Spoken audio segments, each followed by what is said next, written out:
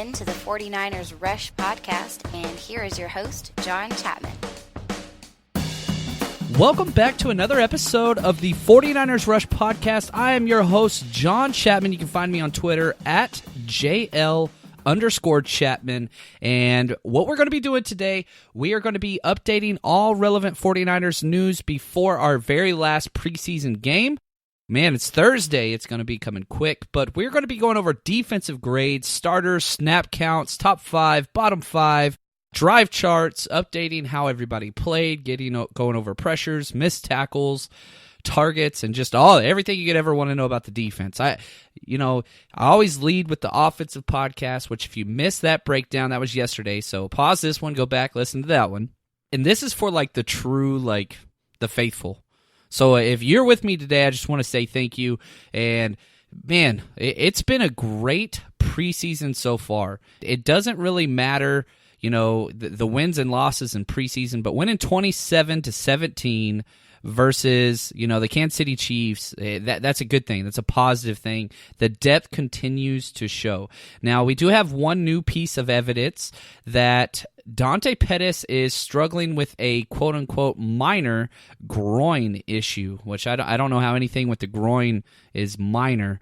That's going to be important to me, especially for a wide receiver that likes to juke and make lots of moves like Dante Pettis. The good thing is, if you listen to this podcast, he is about, what would that be, 11 days away?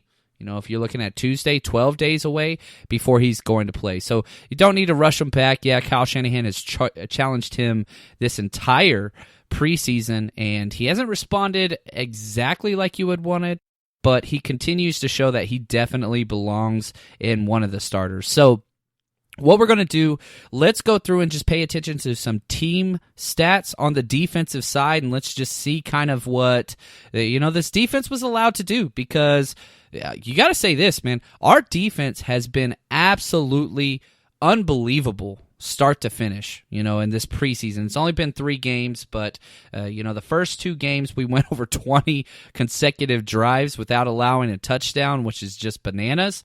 And then, they come out in the very first drive, and sure enough, Robert Saleh, he ain't learning. He sends Salomon Thomas in man-to-man coverage out on the flats against Damian Williams and gets burned for a gigantic touchdown.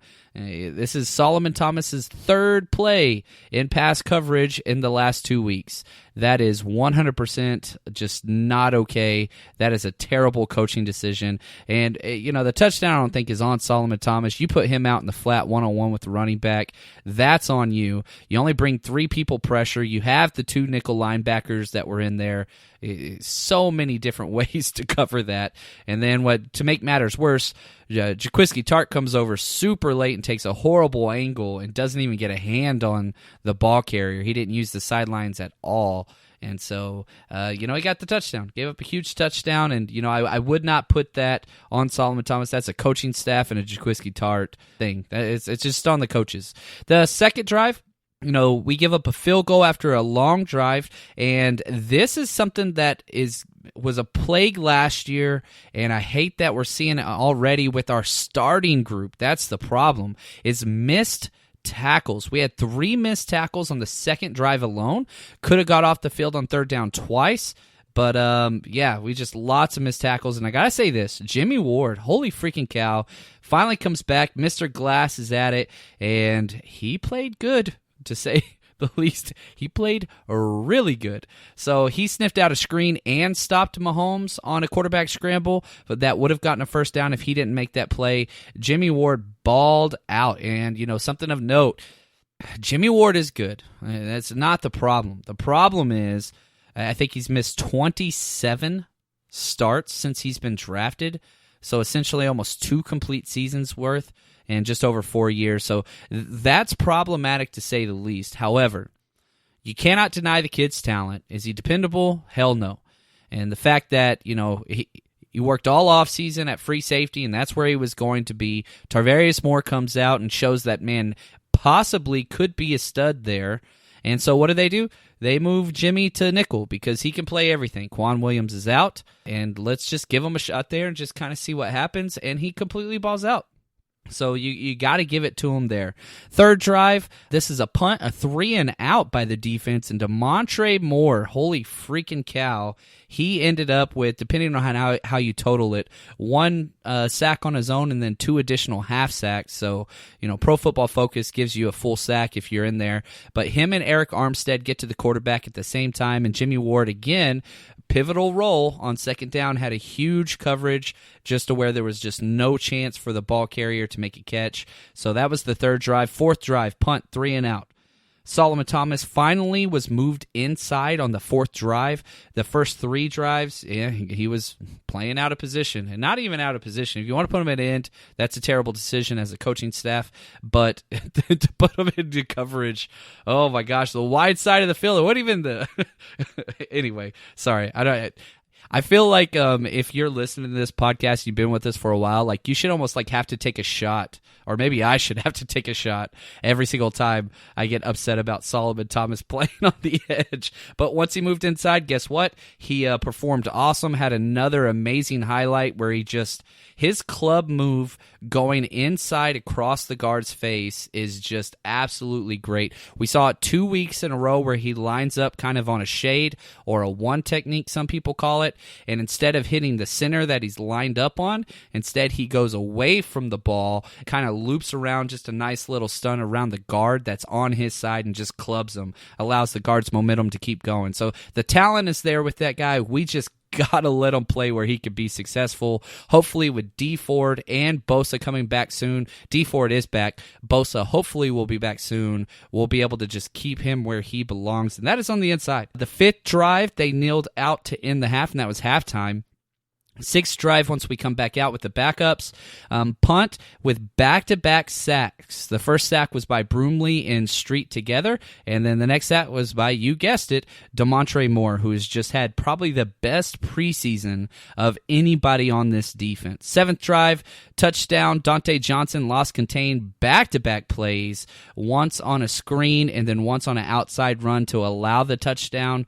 He's playing better, but again, most targeted player, and just he's a liability in the run game. He is physical, but he just takes horrible angles. He allowed a touchdown there. 8th drive, punt. Dante Johnson almost got a pick, and he's a boom-bust player, like I said. He's going to give up a touchdown, then he's going to get in there and make a play. And then the 9th and final drive was a punt with a 3-and-out. The defense actually had a really good game.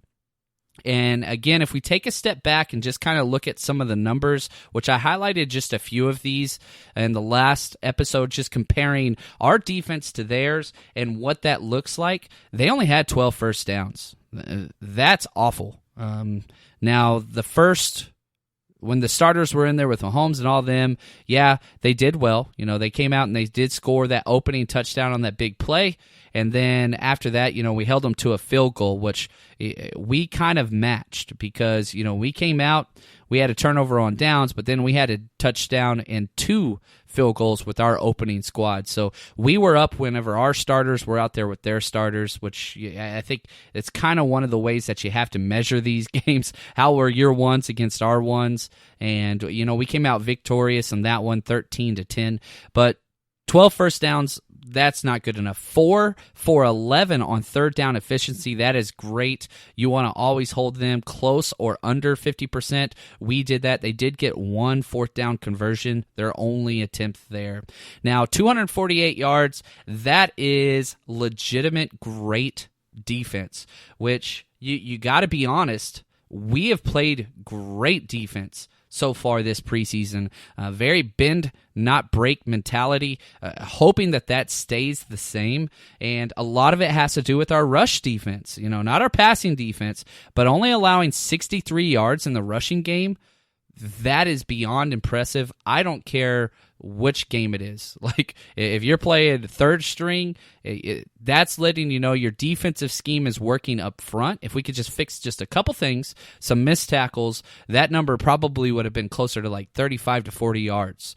So Very happy about those things. 1 touchdown allowed in 2 red zone attempts, which is great. And, the big red flag that we have 0 turnovers forced. Now, the good thing is we didn't lose the turnover battle. So anytime you look at turnovers, you kind of have to put that and just say, well, an asterisk by it. Because, if you look at games that you don't force any turnovers, you're going to be losing the majority of them. However, if you look at teams where neither team forces, now you got a shot. So you usually want, if you're +2 in the turnover ratio, you win almost 90% of the games. That's just been an NFL stat that's been around for a long time. You win the turnover battle, you're going to win it all. I want to talk briefly just about the MVPs on the defensive side, and I think it came down to 2 guys. The runner-up was Jimmy Ward, who, he goes out there, and, I said it just a while ago, he was incredible. He just was absolutely incredible all over the field and just kind of showed what he could do. He had the quote, afterwards where he was just like, man, I got 1 speed. That's all I got. But the real MVP of this one's going to be DeMontre Moore. Just unreal all preseason. Goes out there and gets a part of 3 separate sacks. He led the team in tackles, pressures, sacks, tackle for loss, all in one game. The guy is just balling out. And the crazy thing is he even going to be retained? Is he even going to make the roster? Because we have so much depth at that position. He's bounced around the league considerably, but the draft pedigree is there. And so I really do hope this is a guy that we keep. But if you keep him, that goes back, who do you get rid of? And we will have an entire episode devoted to that. One thing that I will tell you, moving into our last preseason game, if DeMontre Moore is out there for a majority of the 4th preseason game, we're going to cut him. And I think that's asinine. I would keep him over a lot of guys. We have somebody that can generate pressure on the outside, and I want to keep that. And a lot of people be upset, who are you going to keep him over? I'd keep him over Contagious Street right now. I'd keep him over Valuga right now. I think that those are guys, I think you're getting into the discussion of, all right, well, let's say you got to keep so many, man. It's hard. I'm looking at the roster. It's so frustrating. But I would put him over Contagious Street. And who knows? Maybe this comes down to that quarterback position. Because if we do keep 3 quarterbacks like Kyle Shanahan had suggested, that's the difference in keeping somebody like Contagious Street and DeMontre Moore or letting one of those guys go. So we'll kind of see what happens there. But absolutely great preseason. He has just been everywhere. And you know who else is everywhere? MyBookie.com. It is the place to bet on football every single weekend, and here's my favorite thing about it. They have this thing right now with better bonuses and more prop bets than any other sports book, period. There's a lot of sites out there, and trust me, I've used them all because I do like to gamble. They have everything. They have the first online handicapping super contest, which is a lot of fun. Basically, first place is guaranteed to win $100,000, and it only costs $100 to enter. What you do is every week you pick 5 games against the spread, and it's a leaderboard mentality, and so you can keep moving up to that, and there's just a huge cash pool. So what you got to do is, and I'll attach the link onto this video or podcast, so it'll be in the description so you can click on it there. But you head to mybookie.com, that's MYBOOKIE, and you use the promo code 49ers, the easiest promo code in the world, 49ERS. You enter that promo code in, and here's what they're going to do for you. They are going to match your first deposit all the way up to $1,000. So you get a lot of money to play with. You bet, you win, you get paid. My favorite thing about this site is that it's so easy to get money in and out. You don't have to worry about any type of struggle or time. It just comes out. So you go there, you win, and then you get paid. That's MyBookie, and then again, use the promo code 49ers, or again, just click on the description, whether this is YouTube, Spotify, wherever, we're everywhere. Just click on that, it'll take you right there, and you can sign up there. Again, promo code 49ers for MyBookie. Just want to say thanks to them for all the support. Now, let's jump in and talk about the starters and snap counts. Up front, let's start there from the defensive left end. Eric Armstead. Then in the middle, we had DJ Jones and DeForest Buckner. So great to see Buckner back out there. He only got 15 snaps. He was kind of on the low end of all the starters. And he didn't play great. He didn't play bad. He just kind of didn't do much. Salomon Thomas was at defensive right end just to piss me off. And then our linebacking core were Fred Warner and Quan Alexander. Goodness, we keep talking about how great it is that we have these guys out there. We've been worried about Quan. This is his first game action. He goes out, he balls out, 23 total snaps, and he just looked great. He looked very, very good. I'm very excited for what he's going to do in his first action back. And now he gets to rest 10 games after getting everything out of the way and proving that, he's healthy and he is back. Richard Sherman, let's go to the secondary. Richard Sherman at left corner, 2 safeties, Tarvarius Moore and Tart. And then we also had Jimmy Ward at the slot or nickel corner and Witherspoon at the right cornerback. So those are kind of our defensive ones. It's great to get DJ Jones out there. I was worried he was going to miss the start of this.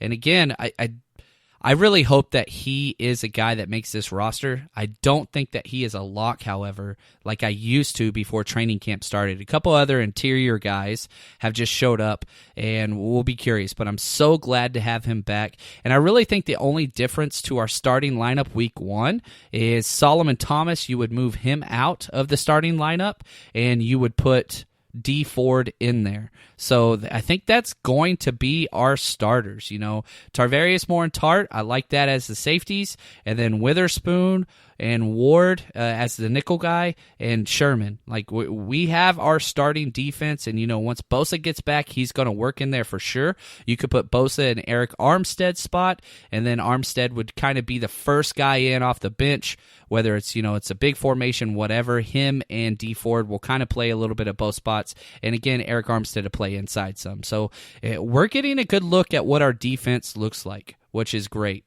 Now let's talk about top 5 and bottom 5. Who was great, who was not? Demontre Moore, to no surprise, 89.4, super high score. He has just been unbelievable. The only thing that he didn't excel in was, guess what? We dropped him into zone coverage, and he didn't do great there. Second highest rated player, again, another guy that has just had a hell of a preseason, Emanuel Mosley. Gets 20 snaps. He comes in with the second teamers at that nickel spot right behind Jimmy Ward, and this kid needs a roster spot. I don't care what we got to do. He's on every special teams play. He brings incredible energy. He's been consistent. I really do think that he has outplayed DJ Reed, who also makes his top 5 list. Funny thing is, we've got 3 slot corners that made the top 5 for total defense.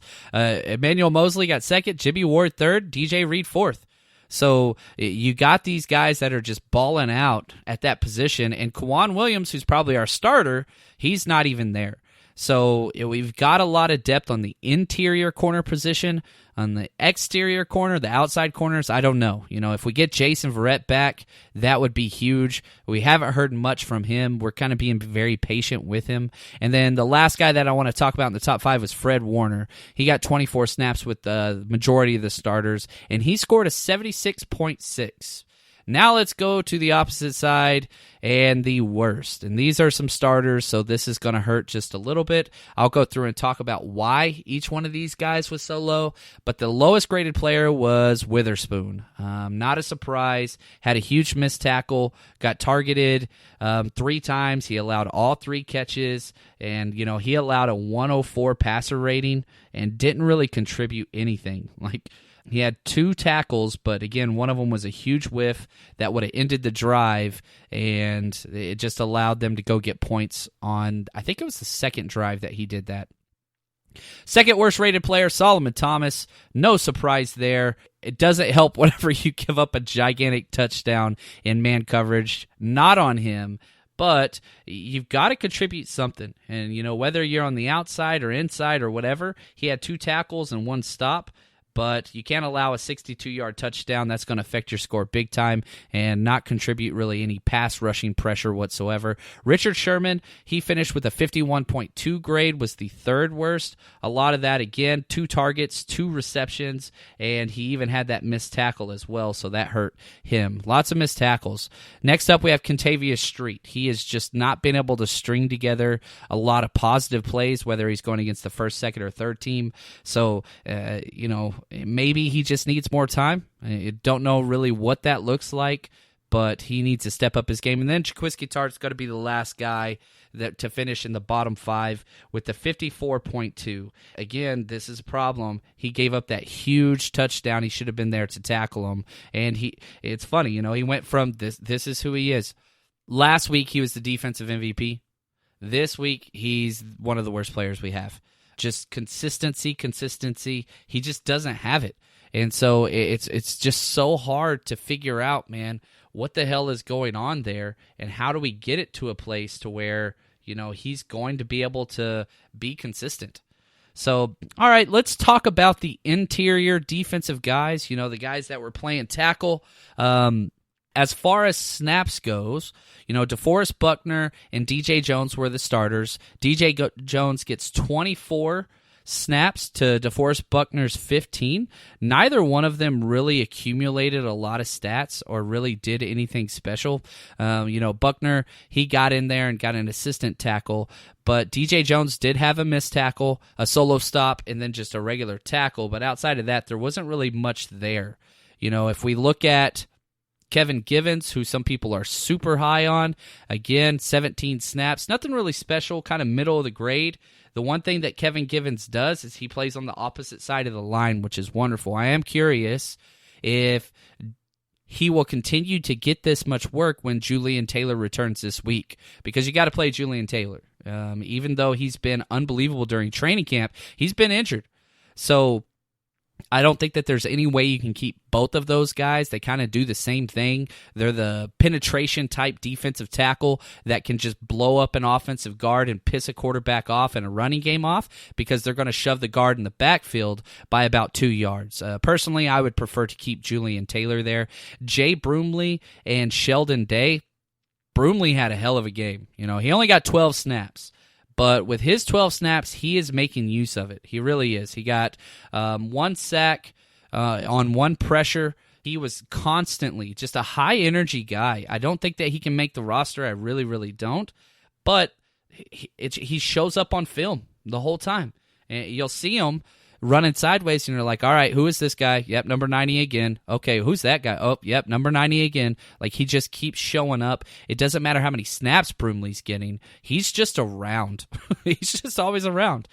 Sheldon Day, he got a bad grade, but he was able to get in the backfield twice with hurries, which was great, because usually he's kind of the guy that stands and mirrors the quarterback, almost like a spy from the nose tackle position or defensive tackle position, and then likes to get his hands up and try to block what's going on, but had a pretty bad day. He finished with a 55.1 grade, which is pretty bad. So Sheldon Day has had a pretty rough preseason, but an amazing training camp. They were talking about possibly starting him. He comes back, his DJ Jones comes back and kind of shows everybody, this is my job. I understand that we kind of go with the times, like what have you done for me lately? Well, if Sheldon Day wanted to make a case for starting, I think he lost that battle in the 3rd preseason game. Now we'll see if he plays, because, is he going to be playing that 4th game? I don't think you do. You know what you have in him. He's a veteran. So let's kind of move on from that. Now, let's talk about the defensive end position, or the outside edge rushers. Again, we talked about DeMontre Moore just dominating. Eric Armstead had a good game. He's just going to constantly be this guy.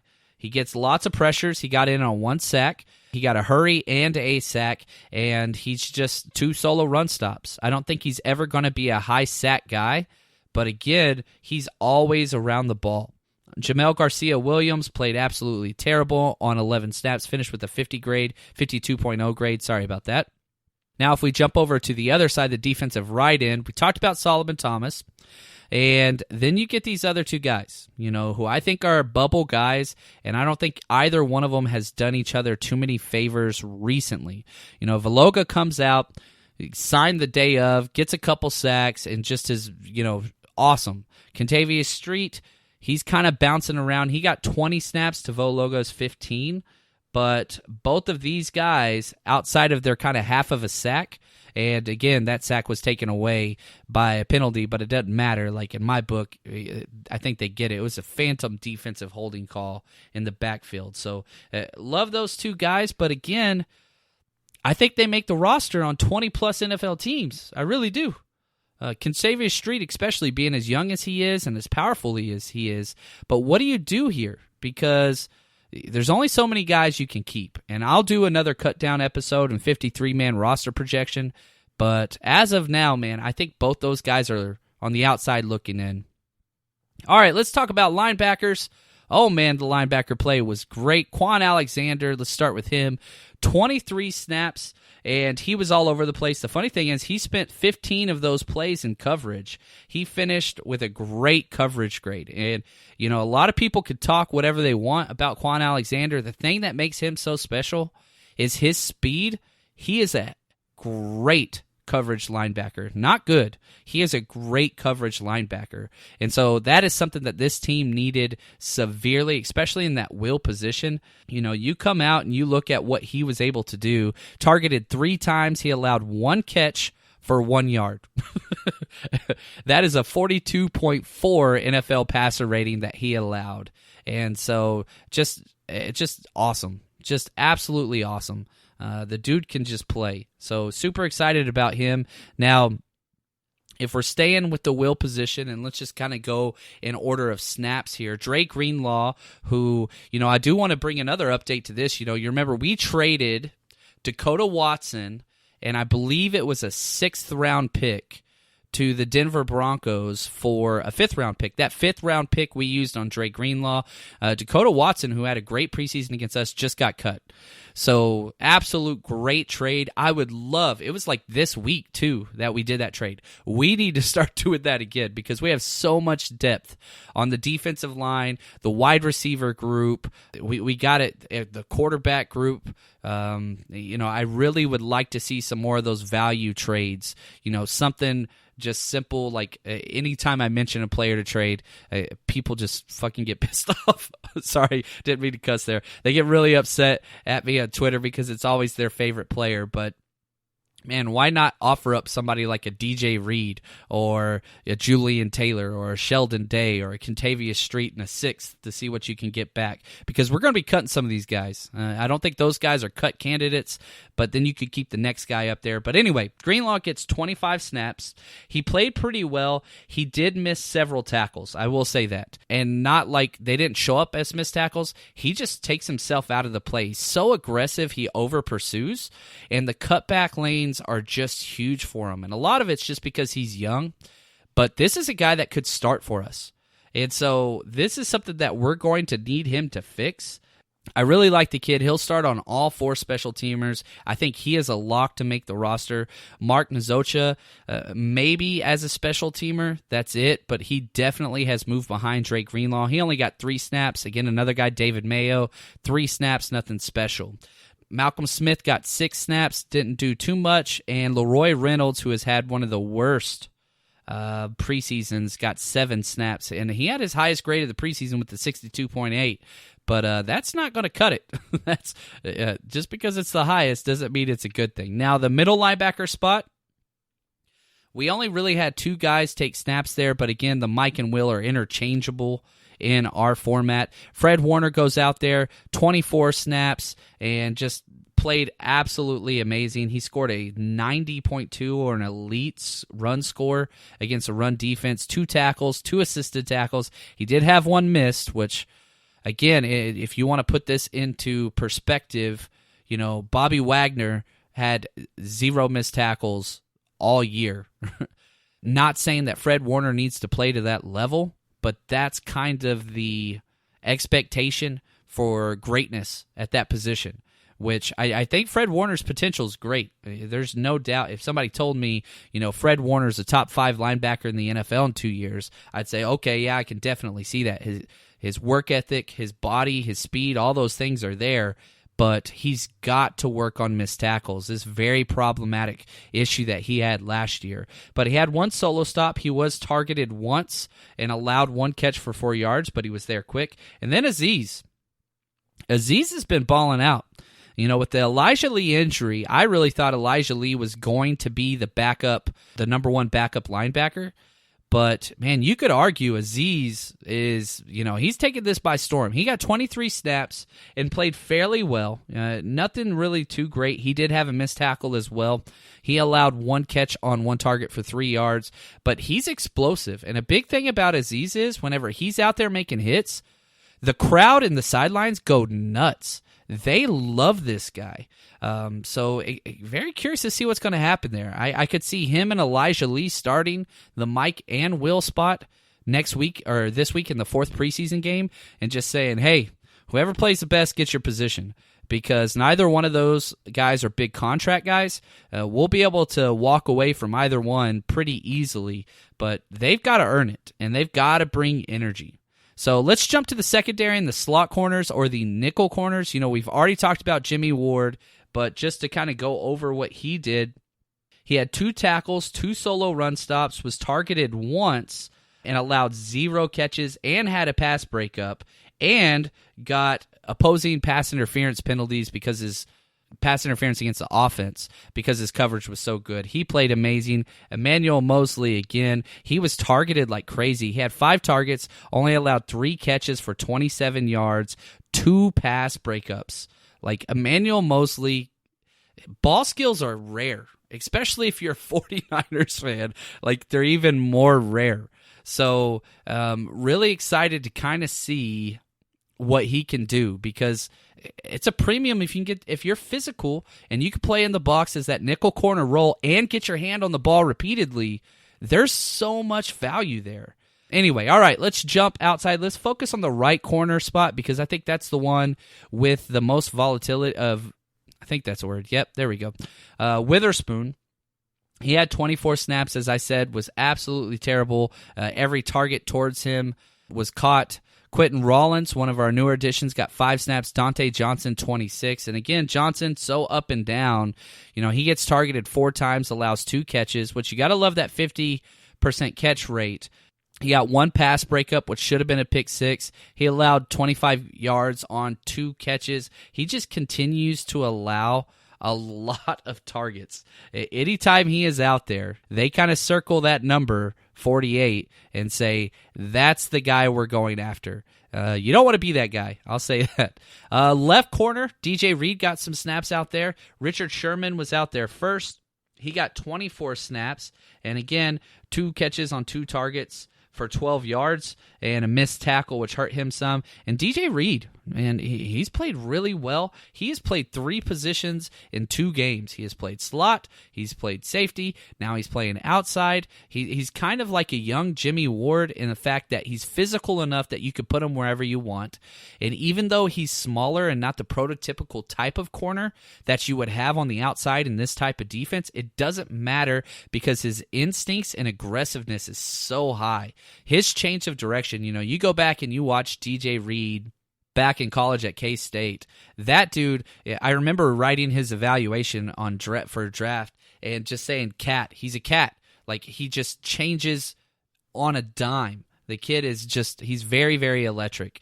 I don't know how we get rid of this guy. That's a great problem to have. But again, we've got so many guys at so many spots that are like this. The potential is there. You see it, and you see this guy, and you say, damn, DJ Reed should be a starter for this team. But we have so many guys with that type of potential. And again, potential just means you haven't done it yet.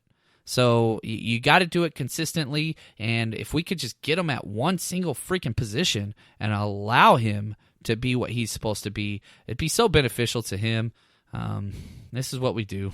This is what the 49ers do. Anyway, let's jump to the safety position. Again, Tart, just man, so up and down. He's got to fix it. Tavarius Moore, and he almost got starter level treatment. He played 16 plays, and that was it.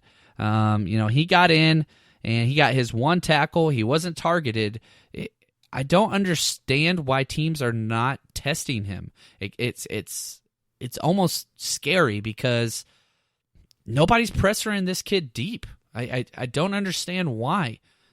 It makes me happy, but it makes me scared. I want him to get picked on during the preseason so we can find out if he's as good as we think he is. Because if there's problems in this kid's game, we haven't seen it through the preseason. We haven't seen it through training camp. So 3 days in a row with an interception in training camp, the kid's got ball skills, 4.32 speed and height. It's scary stuff back there. He's going to make mistakes, I can tell you that, but we haven't seen it yet. So that's good news, I think. Other guys that got snaps at the free safety position was Marcel Harris, 23 snaps. He looked awful. Another missed tackle. He overran a couple plays that didn't even qualify as missed tackles just because his pursuit was so bad. He did get 2 tackles. He allowed 1 catch for 5 yards, but again, just gosh, we have so many guys like this that play with such high energy and compassion and just all that kind of stuff and just go all out every play, just not consistent. Yeah, he's got to get much better at tackling the ball. The problem is he just goes for the knockout every single damn time, which you don't mind that if it's a linebacker sometimes, but as a safety, there's nobody behind you. So whenever you take yourself out of the play just by running so damn hard all the time, it's problematic to say the least. Tyree Robinson got 3 snaps, didn't really do much there, but that's kind of going to be it for him. I don't think that really he's got a shot, but at least he got some snaps. So that's going to be it for our defensive breakdown. I do have to talk, however, about our punter. Holy cow. He goes out and does it again. He's good. He's just good. He had 2 kicks, and, one of them was 62 yards, probably the best kick of the day. We were on our own 40, so 60 yards to go, and where he punted it, it goes out of bounds at the 3 on the sideline. Just awesome. They had back their safe return group, and their returner had his feet on like the 15 in the middle of the field, which is pretty typical. He took off running and could not get to the ball. And, it's the coffin corner thing, which was great. The kid could play. I'm pretty excited about it. I really am. You look at his net average, it's 56 yards. As a net, that's great. His yards per punt attempt is 57.